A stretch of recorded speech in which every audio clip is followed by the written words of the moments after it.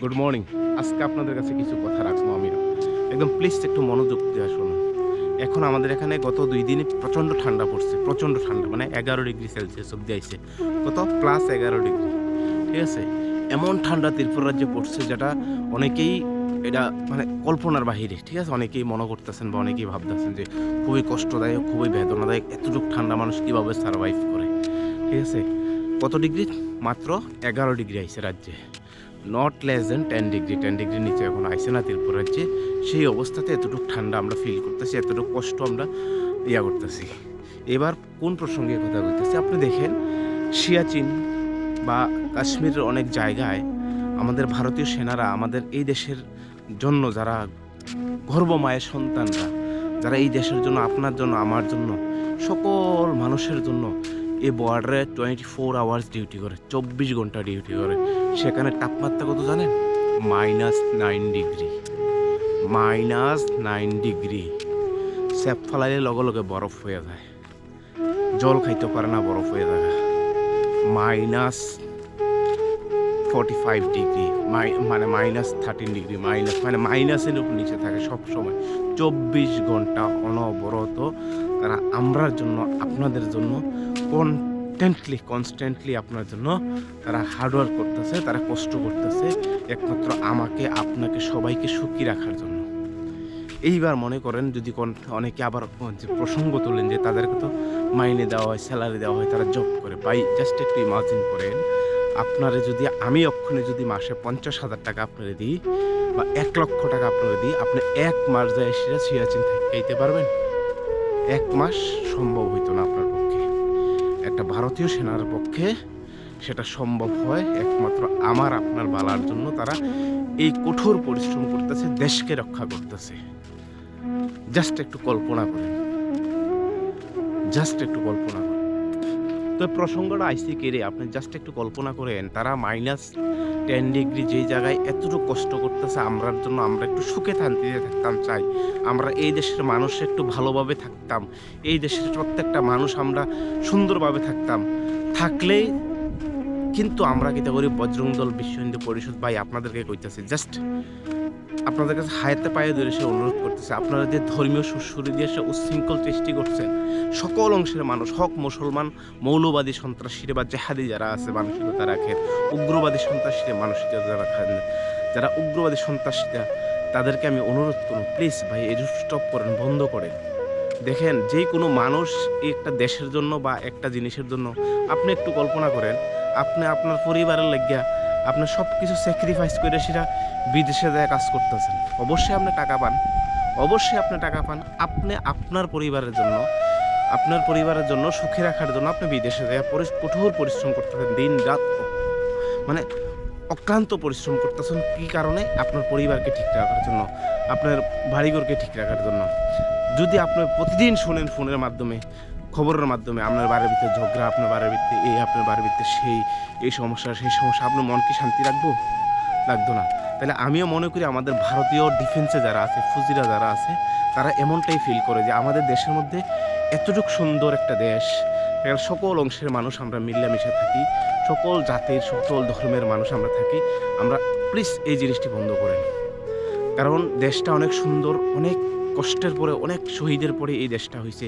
আর আজকের দিনেও কল্পনা করুন, এখন যে আমি কথা কইতাছি, আমি এই মুহূর্তে দাঁড়ায় যে জায়গায় কথা কইতাছি, আপনি এত সুন্দর স্বাচ্ছন্দ্য বোধ আরামসে কথা কইতাছি, যে তারা কিন্তু এই সিয়াচেনে বা যে এরিয়াগুলি পাহারা দিতেছে, আমরা প্রোটেকশন দিতেছে।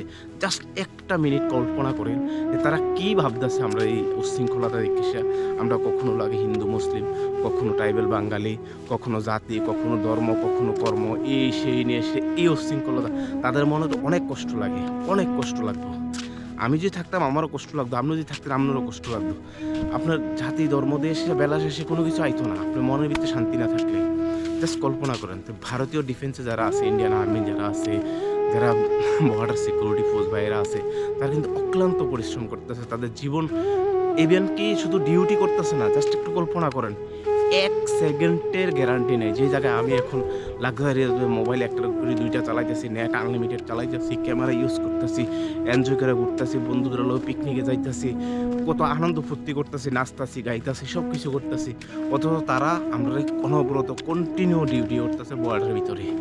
জাস্ট একবার ভাবেন যে তারা কতটুকু মনের ভিতরে আঘাত পায়, কতটুকু কষ্ট পায় যে আমরা হিন্দু মুসলমান করে সে দেশের ভিতরে উচ্ছৃঙ্খল সৃষ্টি করি, জাতির নামে উচ্ছৃঙ্খল সৃষ্টি করি, ধর্মের নামে উচ্ছৃঙ্খল সৃষ্টি করি। জাস্ট কল্পনা করেন। তাই আমি সবাইয়ের কাছে অনুরোধ করব, চলেন 2026টা আমরা সবাই সুন্দরভাবে একদম সব কিছু বাদ দেন। হিন্দু, মুসলমান, খ্রিস্টান, শিখ, ইসাই, বুদ্ধ যা আছেন ভাই প্লিজ সব বাদ দেন। সব কিছু বাদ দিয়ে সেটা চলুন আমরা সবাই মিলে সে একটা সুন্দর সমাজ গড়ি, যেখানে কোনো জাতিগত হিংসা থাকতো না, যেখানে কোনো ধর্মগত হিংসা থাকতো না। আজকের থেকে আপনার 10-15 বছর আগে কথা ভাবেন, স্কুল লাইফের কথা ভাবেন। আপনার যখন একটা বেঞ্চের ভিত্তে বইতেন, এক জায়গায় বইতেন, তখন কোনোদিন মনের ভিত্তে প্রশ্ন আইছে যে আমি হিন্দুর লোকে বইছি না মুসলমানের লোকে বইছি? কখনো আইতো না। আমরা সেই দিনে ফিরতে লাগবো। তো সবাই তো পরিবর্তন ঠিক না। যদি আমরা মনে করেন অধিকাংশই তো আমরা এই আইডিওলজিতে বিশ্বাসী, আমরা মানবতাতে বিশ্বাসী, অধিকাংশই আমি বিশ্বাস করি। আমাদের প্রায় 98% মানে 100তে 98 জন কিন্তু আমরা মানবতাতে বিশ্বাসী, সৌন্দর্যতে বিশ্বাসী, একতাবাদে বিশ্বাসী। আমরা একতাভাবে থাকতে চাই, আমরা উচ্ছৃঙ্খলা পছন্দ করি না। তাইলে আমরা যদি 98% মানুষ যদি একজোট হয়ে সেটা রাজনীতির ঊর্ধ্বে, তারপরে ধর্মের ঊর্ধ্বে, সব কিছুর ঊর্ধ্বে যদি আমরা একসাথে চেষ্টা করি, তাহলে 2%কে দমানো কোনো অসম্ভব না, আরামসে সম্ভব। আর অধিকাংশ রাজনৈতিক নেতারা আছে যারা আমাদেরকে এটা বিভ্রান্ত করার চেষ্টা করে, সবসময় বিভ্রান্ত করার চেষ্টা করে। তাদেরকে আমরা পাত্তা দিন না। তারা ব্যক্তি স্বার্থের কারণে, কিছু কিছু মানুষ তারা ব্যক্তি স্বার্থের কারণে এই যে অশ্লীল কথা কইতাছে, এই বিরুদ্ধে সেই বিরুদ্ধে। আপনি জাস্ট কল্পনা করেন, এই দেশের থেকে মুসলমান যাইব? হাজার হাজার বছরের ইতিহাসে মুসলমানকে হারাইতে পারছে না। এই বিজেপি সরকারের 10 দিনে কি বিজেপি হারাইতে পারবো?